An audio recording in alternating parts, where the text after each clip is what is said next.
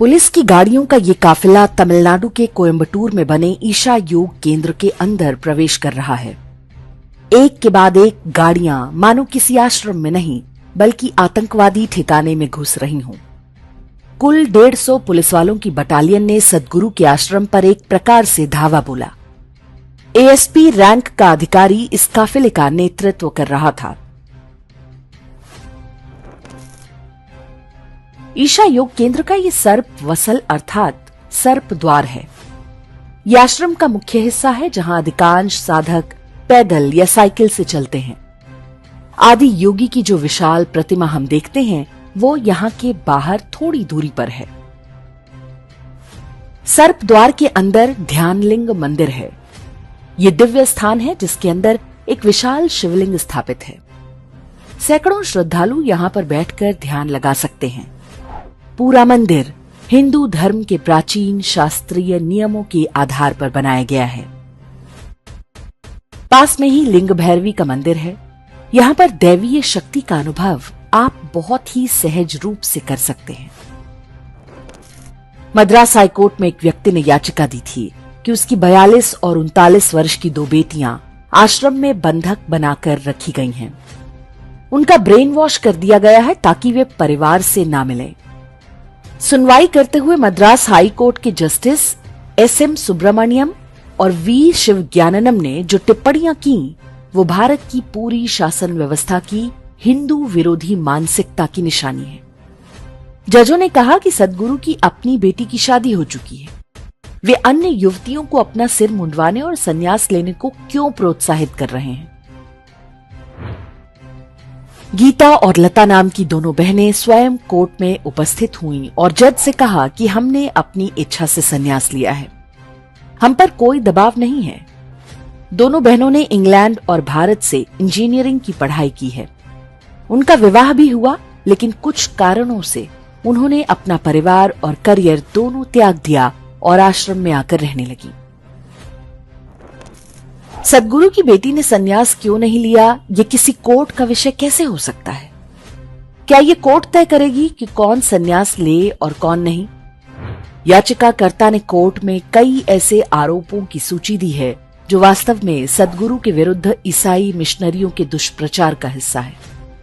इसके बाद भी कोर्ट ने आश्रम के विरुद्ध लंबित आपराधिक मुकदमों पर रिपोर्ट मांग ली, जबकि सद्गुरु के वकील ने स्पष्ट रूप से बताया कि आश्रम के विरुद्ध कोई आपराधिक मुकदमा नहीं है, सिवा एक केस के जो इसी याचिकाकर्ता ने दाखिल किया है।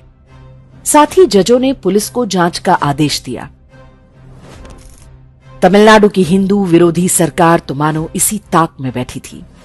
कोर्ट की कार्रवाई के तत्काल बाद पुलिस की पूरी फौज आश्रम भेज दी गई। ध्यान देने वाली बात है कि तमिलनाडु पुलिस की यह कार्रवाई नवरात्रि पूजा से ठीक पहले की गई। ईशा योग केंद्र में बने लिंग भैरवी मंदिर में देवी साधना के अनुष्ठान होते हैं। ऐसा लगता है कि यह पूरा घटनाक्रम नवरात्रि पूजा में व्यवधान डालने की मंशा से गढ़ा गया। ईशा योग केंद्र में पुलिस कार्रवाई की यह घटना वर्ष 2004 में कांची कामकोटि पीठ के शंकराचार्य जयेंद्र सरस्वती की गिरफ्तारी की याद दिलाती है। तब सत्ता में आते ही सोनिया गांधी के इशारे पर शंकराचार्य को दिवाली की रात में गिरफ्तार करके दिल्ली लाया गया था और पूरे 2 महीने तक जेल में रखा गया। गिरफ्तारी के समय शंकराचार्य त्रिकाल पूजा पर बैठे थे। पुलिस ने पूजा खत्म करने का भी अवसर नहीं दिया। शंकराचार्य पर हत्या का षड्यंत्र रचने और अश्लील सीडी देखने जैसे आरोप लगाए गए थे। वर्ष 2013 में उन्हें कोर्ट ने दोषमुक्त कर दिया। न्यायालय में साबित हुआ कि शंकराचार्य जयेंद्र सरस्वती को जानबूझकर एक षड्यंत्र रचकर फंसाया गया था। वे तमिलनाडु और आसपास के पूरे क्षेत्र में ईसाई धर्मांतरण में बाधा बन रहे थे। पूर्व राष्ट्रपति प्रणब मुखर्जी ने अपनी पुस्तक द कोएलिशन ईयर्स 1996-2012 में इस घटना का वर्णन करते हुए लिखा है कि शंकराचार्य की गिरफ्तारी से मैं बहुत व्यथित था। अगले दिन कैबिनेट की बैठक में मैंने इस विषय को उठाया। मैंने पूछा कि क्या देश में धर्मनिरपेक्षता केवल हिंदू संत महात्माओं तक ही सीमित है? क्या कोई पुलिस किसी मौलवी को ईद के मौके पर गिरफ्तार करने की हिम्मत कर सकती है? शंकराचार्य को झूठे आरोपों में जेल भेजने से लेकर तिरुपति मंदिर के प्रसाद में गोमांस मिलाने तक ईसाई तंत्र के पापों की सूची बहुत लंबी है। एक ओर सनातन धर्म और दूसरी ओर अब्राहमिक मजहब, दोनों के प्रति तंत्र का दोहरा मानक स्पष्ट देखा जा सकता है। ये वही न्यायपालिका है जो लव जिहाद में फंसाई गई हिंदू लड़कियों को ये कहकर उनके माता पिता को नहीं सौंपती कि वे 18 वर्ष से अधिक की हो चुकी हैं। ऐसी ढेरों हिंदू लड़कियां खाड़ी देशों में ले जाकर जिहादियों की भोग दासी बना दी गईं। लेकिन किसी कोर्ट या पुलिस ने कभी किसी मदरसे या मौलवी पर ऐसी टिप्पणियां नहीं की होंगी जैसी एक हिंदू धर्मगुरु और उनकी संस्था पर की गई। देश भर में चर्च में आए दिन नन पादरियों का शिकार बनती रहती हैं। उनमें से कई की हत्या भी कर दी जाती है।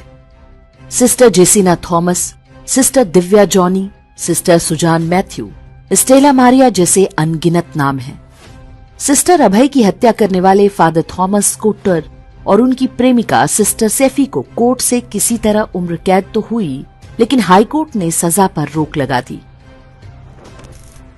बिशप फ्रैंको मुक्कल का नाम तो भारतीय न्याय व्यवस्था पर एक प्रश्न चिन्ह बनकर खड़ा है।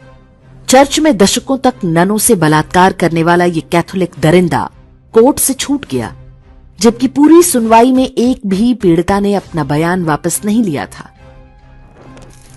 सद्गुरु और ईशा योग केंद्र में आपकी कोई श्रद्धा हो या नहीं, महत्वपूर्ण यह है कि तमिलनाडु के जिस क्षेत्र में वे काम कर रहे हैं वो ईसाई मिशनरियों का गढ़ है। आज बड़ी संख्या में न केवल स्थानीय लोग बल्कि देश विदेश के लोग उनके आश्रम में आकर साधना करते हैं। इसी कारण सद्गुरु और उनकी संस्था लंबे समय से मुल्ला मिशनरी नेटवर्क की आंखों की किरकिरी बनी हुई है। उनके विरुद्ध किसी भी दुष्प्रचार पर आंख मूंद कर विश्वास करने से पहले एक बार स्वयं कोयम्बटूर जाकर ईशा योग केंद्र की गतिविधियों को देखें। हमने ऐसा किया है और हमें विश्वास है कि उन्हें लेकर संदेह का कोई कारण नहीं है। कुछ समय पहले जब महाशिवरात्रि कार्यक्रम में अली मौला गाया गया था, तब इंडेक्स पर हमने सद्गुरु को एक खुला पत्र भी लिखा था। उसके वीडियो का लिंक आपको डिस्क्रिप्शन में मिल जाएगा, इसे अवश्य देखें। ईशा योग केंद्र में छापेमारी बताती है कि भारत का सेक्युलरिज्म एक धोखा है। हमारा पूरा शासन तंत्र मूल रूप से हिंदू विरोधी और अब्राहमिक मजहबों का गुलाम है। सर्वोच्च न्यायालय ने विरोध को देखते हुए तमिलनाडु पुलिस की कार्रवाई पर रोक लगा दी, लेकिन ये इस बात की क्या गारंटी है आगे से ऐसा कोई षड्यंत्र नहीं रचा जाएगा। इसके विरुद्ध हम सबको खुलकर बोलना होगा। जजों का नाम लेकर मर्यादित भाषा में उनकी आलोचना की जानी चाहिए।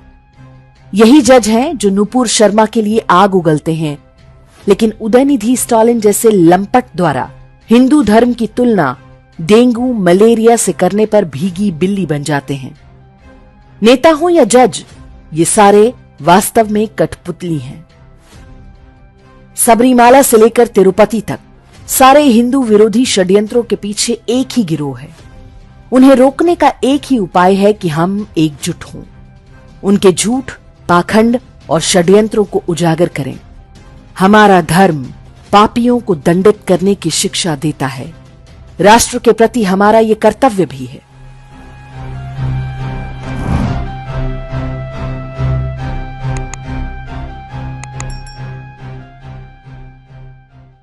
इंडेक्स ऑनलाइन के वीडियो समाज को समर्पित हैं। आप इनको डाउनलोड करके जैसे चाहे वैसे प्रयोग कर सकते हैं। चाहे तो आप हमारे टेलीग्राम चैनल से जुड़ सकते हैं। वहां सारे नए पुराने वीडियो आपको मिल जाएंगे। हमारे सोशल मीडिया लिंक हर वीडियो के डिस्क्रिप्शन में होते हैं। हमारा एकमात्र उद्देश्य हिंदू समाज को जागृत और एकजुट करना है। इसमें सहभागी बने। धन्यवाद।